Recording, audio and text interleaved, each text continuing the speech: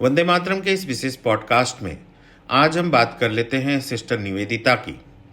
Irish मूल की sister Nivedita जीवन के रहस्य को जानने के लिए बहुत असहज थी, लेकिन स्वामी विवेकानंद से मुलाकात ने उनका जीवन बदल दिया।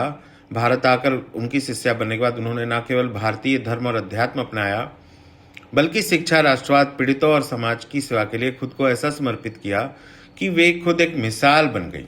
दार्जिलिंग के रेलवे स्टेशन के नीचे विक्टोरिया फॉल्स के रास्ते पर एक स्मारक पर लिखा है, यहाँ सिस्टर निवेदिता हैं जिन्होंने अपना सब कुछ भारत को दे दिया। 13 अक्टूबर 1911 को सिस्टर निवेदिता का केवल 43 साल की उम्र में निधन हो गया था। लेकिन एक आयरिश महिला की कब्र पर ऐसा क्यों लिखा था?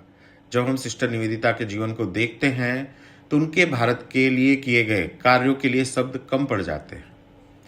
हिंदू धर्म में अध्यात्म के रास्ते पर चलने वाले स्वामी विवेकानंद की शिष्या ने भारत को समर्पण से देशभक्ति और धर्म की नई ऊंचाई दे दी थी। सिस्टर निवेदिता आयरलैंड की महिला थी जिनका मूल नाम मार्गरेट एलिजाबेथ नोबेल था। 28 अक्टूबर 1867 को उत्तरी आयरलैंड के टायरोन काउंटी के डूंगानोन शहर में जन्मी मार्गरेट बचपन से ही सेवा भाव और धार्मिक विचारों से ओतप्रोत थी। शुरू में ईसाई धर्म के प्रति निष्ठा के बावजूद उनके मन की जिज्ञासाएं उनके धर्म के तर्कों से शांत नहीं हो पाती थी।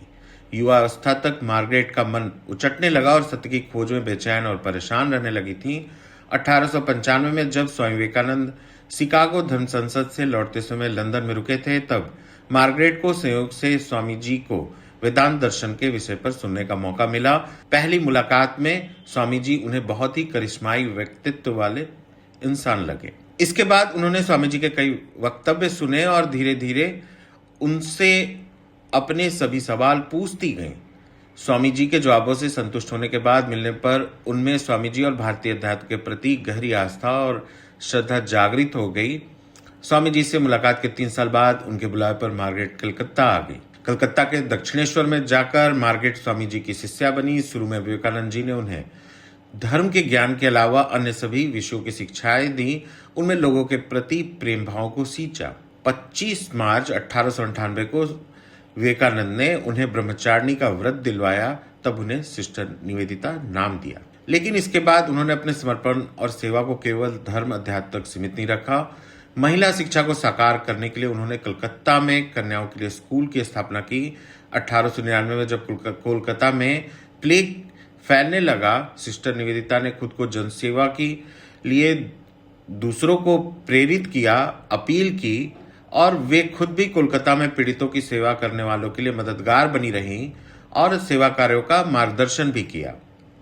सिस्टर निवेदिता ने बंगाल के बहुत से प्रभावी हस्तियों और कलाकारों का सम्मान प्राप्त किया, जिसमें रविन्द्रनाथ टैगोर, जगदीश चंद्र बोस, अबला बोस, अबिंद्रनाथ टैगोर जैसे लोग भी शामिल थे। राष्ट्रवादी महर्षि अरविंद भी उनके मित्रों में से एक थे।